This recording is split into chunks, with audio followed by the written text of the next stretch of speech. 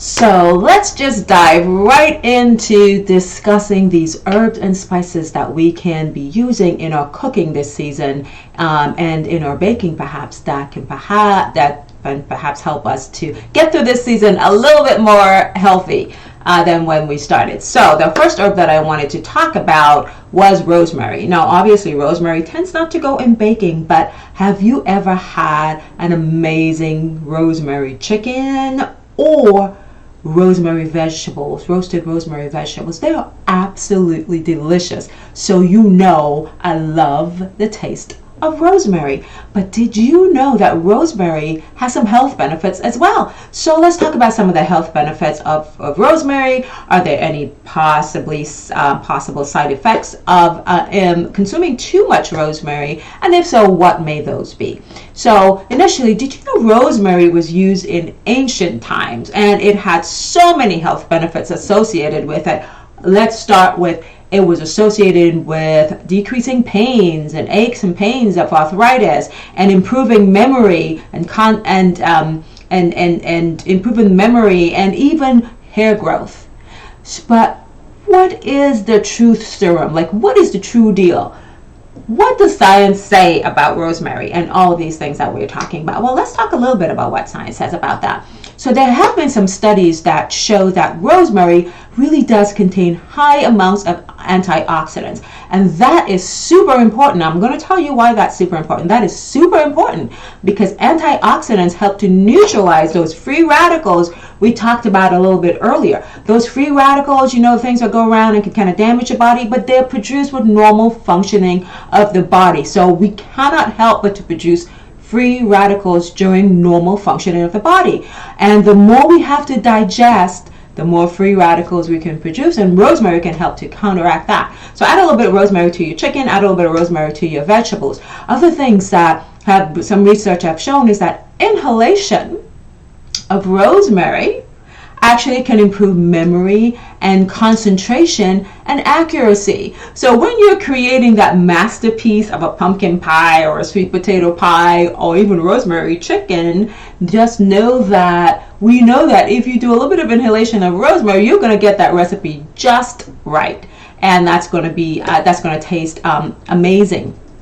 Especially the antioxidant value again is really important with that. Also, ophthalmologists have found that rosemary contains a special ingredient called carnosic acid, and that has been shown to help to prevent eye damage. Okay, so then we're talking about the age-related macular degeneration. It may offer some protection for that, and this is something that you just kind of throw into your recipes when you're doing it.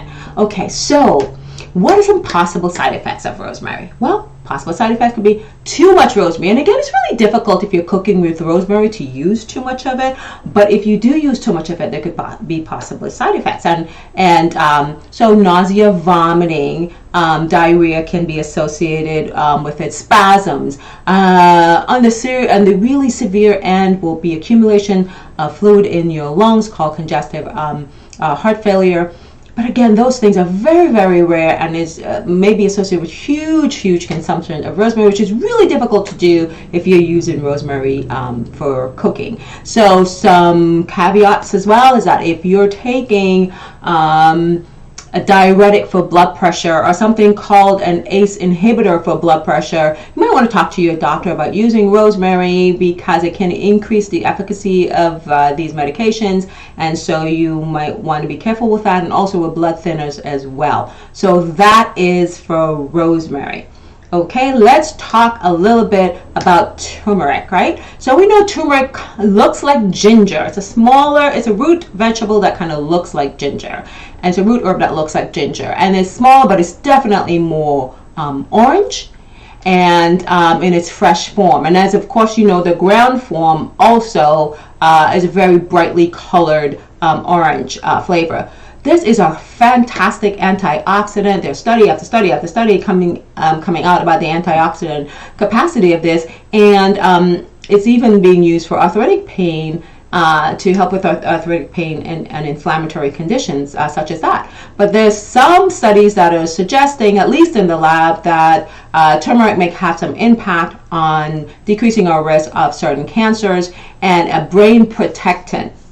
It's also such a good antioxidant that there's a study that shows that it protects the liver from damage from toxins. So that's a really another neat thing that that's been associated with turmeric. And have you ever heard of turmeric, a golden milk?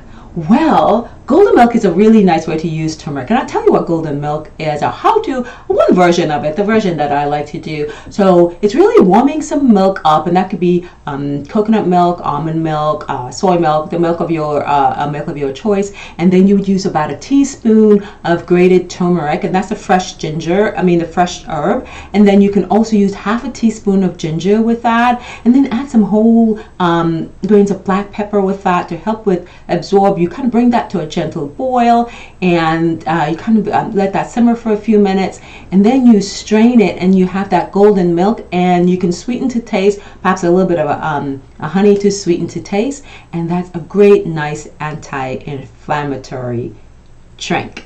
So let's see what is up next.